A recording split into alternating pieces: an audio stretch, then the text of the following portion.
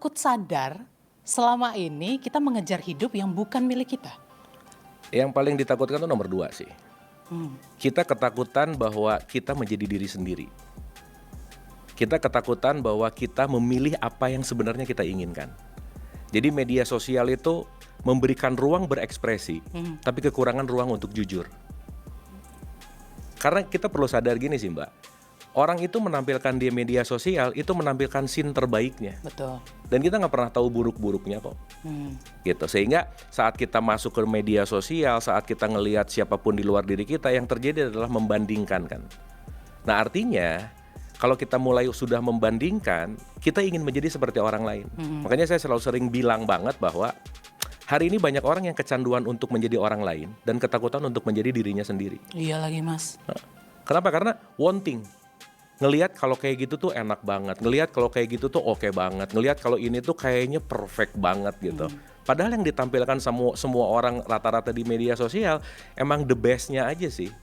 Yang jelek-jeleknya kan jarang diliatin kan gitu intinya. Nah itu yang pertama. Yang kedua, kita perlu sadar bahwa kita ini makhluk pinjaman.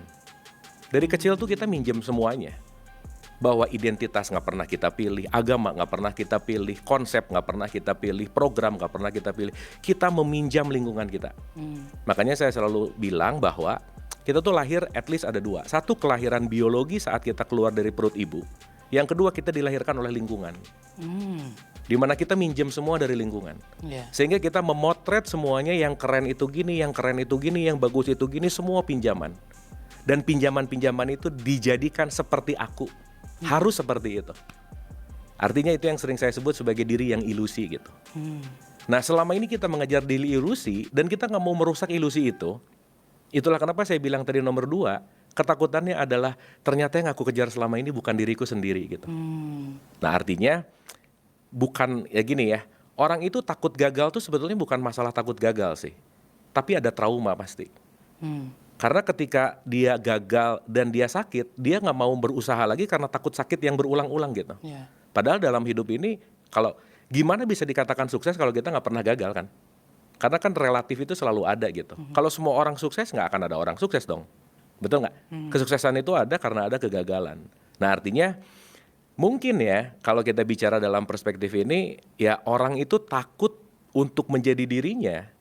Karena dia selalu memiliki program yang terbaik itu adalah orang lain gitu.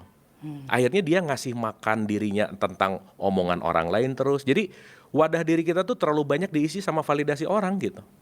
Yang akhirnya dia nggak nyaman untuk jadi dirinya sendiri gitu. Itu kan sesuatu hal yang saya rasa penjara hidup gitu ya. Untuk mengiyahkan omongan orang, untuk menyenangkan semua orang.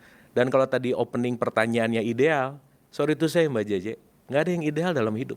No such thing ideal. Saat mencari ideal, kita lagi nyari yang nggak ada gitu.